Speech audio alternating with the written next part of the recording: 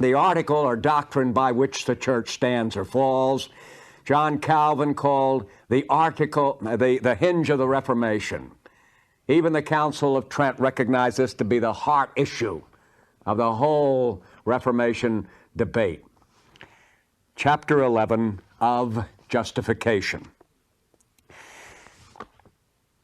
Section 1 reads, "Those whom God effectually calleth, he also freely justified, not by infusing righteousness into them, but by pardoning their sins, and by accounting and accepting their persons as righteous, not for anything wrought in them, or done by them, but for Christ's sake alone." I've often said when I've talked about this subject, it ought to be called justification by Christ alone, rather than justification by faith alone, though I have to admit that's biblical phraseology. But what the Bible means and what Westminster is saying it means is all justification is not by anything, and that's not even by our faith. Justification is by Christ only. Not for anything wrought in them, not the faith that's wrought in us, or done by them, not the trusting in Christ which we do, but for Christ's sake alone. Not by imputing faith itself, the act of believing, or any other evangelical obedience to them as their righteousness, but by imputing the obedience and satisfaction of Christ unto them, they receiving and resting on him and his righteousness by faith, which faith they have not of themselves, it is the gift of God. When I have discussed this before, some of you may even have seen some tapes where we have dealt with this. I have used a diagram that I'll repeat once again to give you in a diagrammatic form what the divines are saying here. The picture is this: faith in Christ brings justification plus works. What they were denying was, of course, the Roman view, which is essentially this: faith plus works brings justification.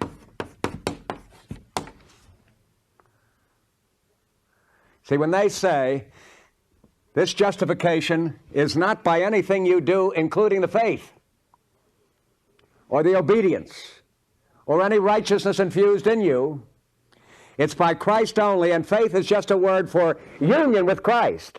No efficacy in the faith. If you suppose that your faith saves you, you're in the same predicament with Rome. It's their works through faith which save them. It isn't your work of faith that saves you. It's that faith is a union with Christ. That's the reason it ought to be said, Christ brings justification by uniting you with him. And you notice how our first section here does mention that he's the one who produces the faith. But there's no virtue in the faith. There's no efficacy in the faith. The efficacy is entirely in Jesus Christ. As soon as you bring those works into the picture, even though Rome says you must have faith in Christ, and justification is even by faith in the sense that the faith leads to the works, still the great Roman heresy that brought the fall of Rome in the 16th century and is still being maintained by her is that these works which you produce as a result of these faith is what is the basis of your justification. That is a pernicious error, a fatal error. The elements are all there, but to have them over here is an entirely different story. And the divines are just trying by that method to show you that these works, though they are absolutely indispensable, contribute precisely nothing to justification. The way I've always liked to say it, that publican who went up into the temple to pray and couldn't even lift up his eyes to heaven, but only beat on his breast and say, "God, be merciful to me, a sinner," about whom Jesus Christ said that man went down to his house justified. If he was 20 years of age when that happened and lived another 60 years of absolutely exemplary Christian life, was the model in the whole community of what a Christian ought to be, who was abundant in good works, and that man came up again at 80 years of age into the temple to pray, he would do the same thing. He would beat on his breast he wouldn't be able to lift up his eyes to heaven. He would cry once again, God, be merciful to me, a sinner. Nothing in my hands I bring, simply to thy cross I cling. And while I'm on this, let me anticipate something that Westminster is going to say later. The Protestant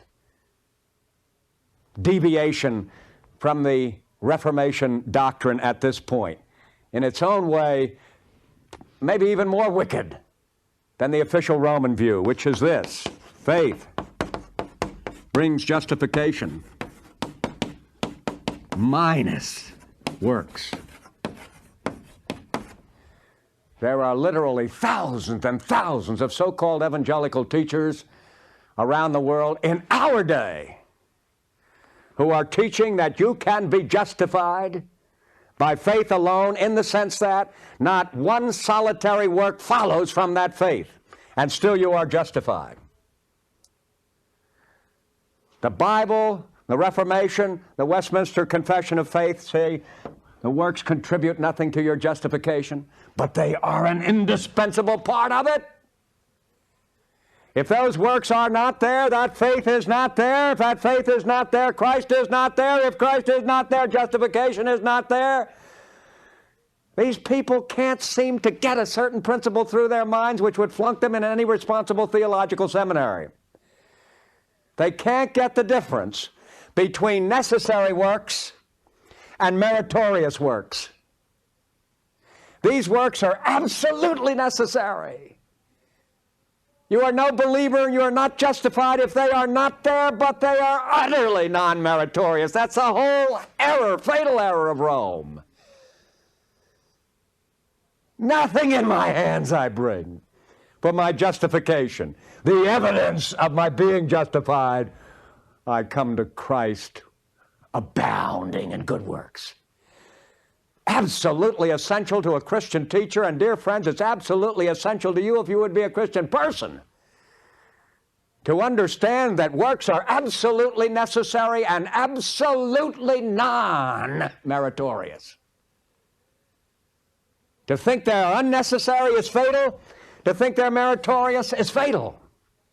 Justification is by Christ alone, and Christ is in us only by a living, working faith. We may move through some of